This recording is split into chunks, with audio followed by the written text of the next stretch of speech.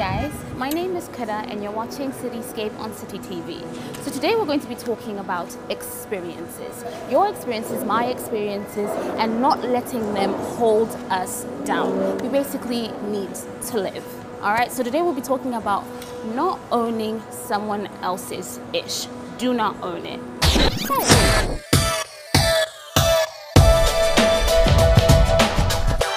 It's been a little bit.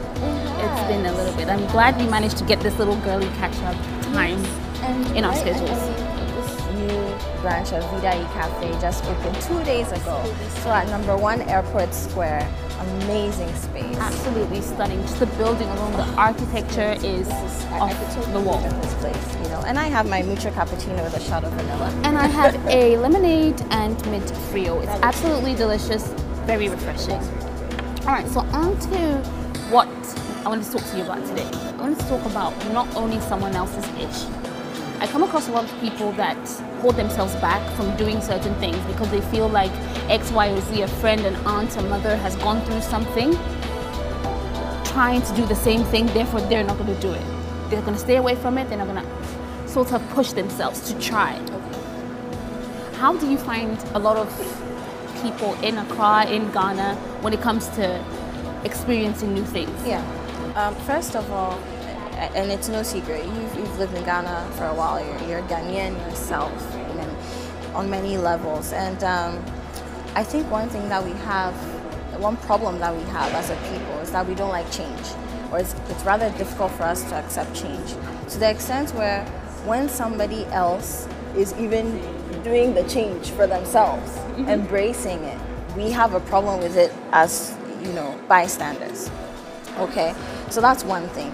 Now, having said that, because of that, we also tend to sort of take people's coats and wear them, like you said. Okay, so we want to hang on to people's problems, take painkillers for someone else's headache. Now, I think that also a large problem, that stands behind that phenomenon is the fact that people don't know who they are. And you see, it comes back to embracing change. When you can't embrace change, when you're not adventurous enough to go out there and experience new things, even though there might be risk in experiencing those things, then you're never going to be able to know who you truly are. And so you keep attaching yourself to people that you identify with. So your family members, your parents, your siblings, your cousins, your closest friends, the people you work with, people who you typically have in your circles. And so in attaching yourselves to them, you try to make their experiences your own. And I think that's a fundamental problem. Absolutely. It's sort of one of those things where it's like, I'm not going to go on that roller coaster because Alicia fell off it. Yes. Or I'm not going to get married because my mom or my aunt or my sister was in a terrible marriage or an abusive marriage and it ended in divorce, therefore I'm not going to try and get married, or I'm not going to try and find happiness or find love or whatever it is. Right? And I don't know how to help people curb that fear of doing new things, of trying new things. And I'm not saying it has to be on a massive scale where it's about marriage or it's about, these are just the examples I'm giving. It could be something as simple as trying an iced tea or trying a frio, and you won't do it because X had a bad reaction to it. So now, I'll start from the smaller things and then end at that marriage bit because it's very important to me. So I've had several people come to me and say, oh, your hair is really nice, did you dye it? And I said, well, yeah, I dyed it, now it's grown out, so I have the tips. Your hair didn't break? No, it didn't break. Hey, it's strange because most people have their hair break when they dye. I said, that's true, but I decided I didn't want my hair to break. So I did research. I went online, looked things up, and saw what I could do to make sure that my hair stayed strong. I spoke to my stylist, just to make sure that I didn't find myself in that predicament, and even got to know through that research that my hair type is different from many others, and that everybody has their own unique hair type. So now I was like, okay, me, I like it, but I won't do it. So here's a clear case of someone who loves my edgy look, if you want to call it that, and would love to do it. But the only thing holding her back is the fact that her hair might break. And because she's seen other people's hair break, it means her hair will break. That is not a logical way of thinking. In fact, it's a fallacy in logical thinking. Yes, it's a fallacy in logical thinking. If you're learning logical thinking or you're learning critical thinking, we have things that we call fallacies. So just because X happened to Y, it means that it will happen to Z. And that's not how life is. Which, here's a really funny example. I had someone else, like, I love ripped jeans. Whether they're ripped at the knee, at the thigh, wherever, I love ripped jeans. I wear them very often, and I'm sure you've noticed that. So I had a friend say to me, oh, I really like your ripped jeans. And I'm like, thank you. She's like, can you rip some for me? But then no, I don't think I can. No, but then never mind. I don't think I can wear them because I saw someone else with my same body type, with my same skin color, and I don't think it worked on them. But it works on you. I like it on you. It's really cool. But then, yeah, I changed my mind. So she's not even willing to take the risk. Or even to Google. So for example, me, Kuda, there are lots of things, you know, you're a stylist as well, everybody knows that. If you didn't know, Kuda's a stylist. And you haven't checked out the... Now, there are several times when you'd wear certain things and I'll say, oh, Kuda, I like it. So I now go to Google Images and I'll type, okay, sleeveless blazer for curvy women. And you find a lot of variations of that style that would suit my body type, you know. And then I buy it and I like it. And they frame you a different exactly. bit. It's not the same. But before you can even do something like that, you have to be willing to try that new thing that you admire. Now, I said I was going to move into the marriage bit. So many people in our society these days, and the divorces, and people are divorcing, marriages are not working. So as for me, I won't marry. Every man is bad. And then the men too say, oh, the women, they only want our money. Fair enough. There are women who are just out to eat your money, you know. And there are men that are out to, I don't know, marry you for a reason, achieve that, exactly. And divorce because you. For some men, they've achieved so many things in their lives. Their careers are going great. They've built houses, not a house, houses. They have cars.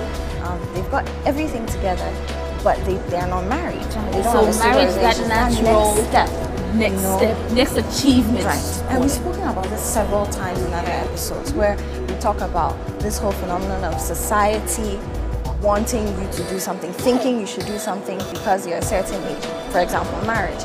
And I dare say that a lot of marriages are not working out because of that same thing I said in the beginning of this conversation, that people attach themselves to other people's experiences. So because Kuda is 28 years old, has a job, we're on the same level career-wise. You know. Oh, and I'm not 28, by the way. And you guys are still watching Citi Scape on Citi TV. And we're talking about experiences.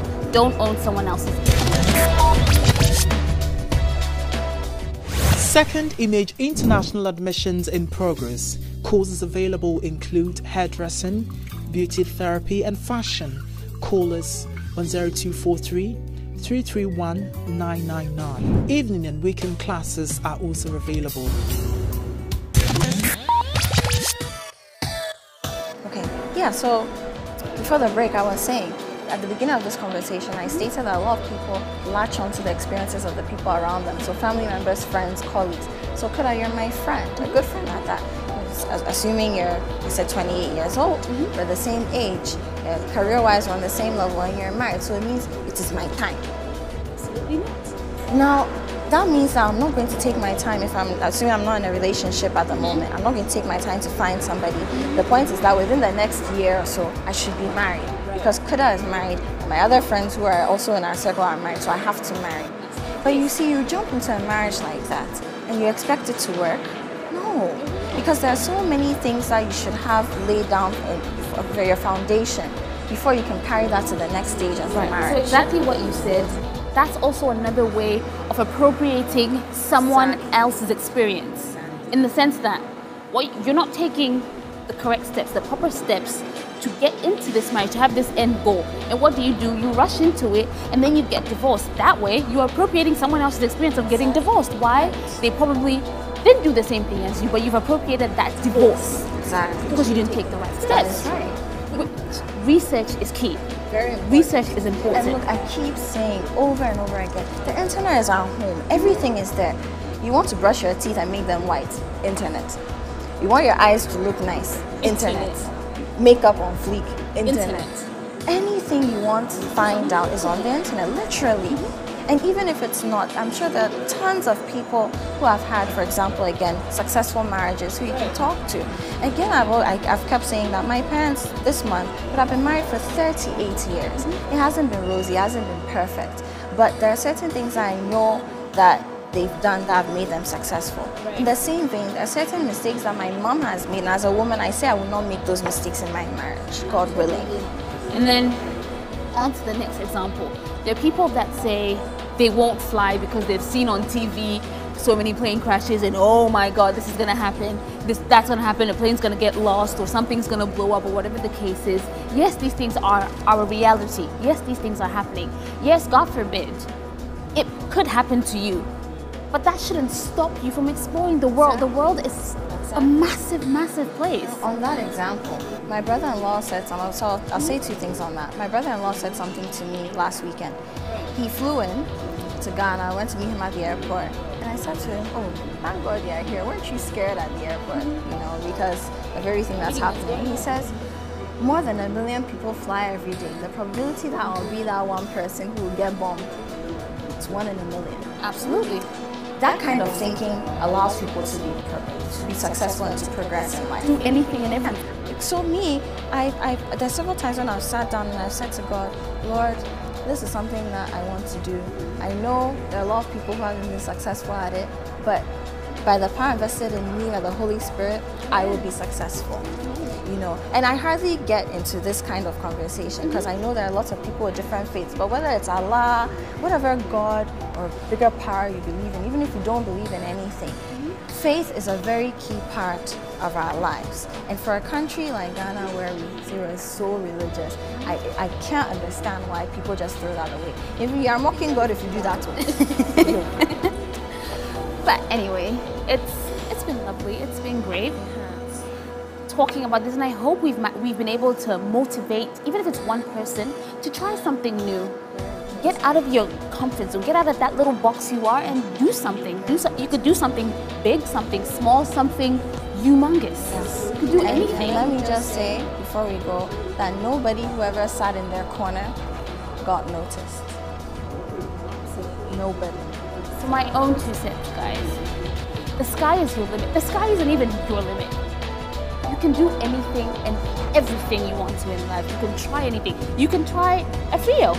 You can try a cup of coffee. You can try a latte. You can try anything and everything.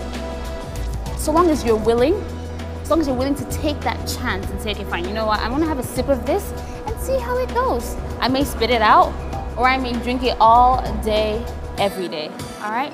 So I'll see you guys next time and hopefully we'll be at Vida again. I'm absolutely in love with this place. I'm absolutely in love with this building. But I digress. I will see you guys next time.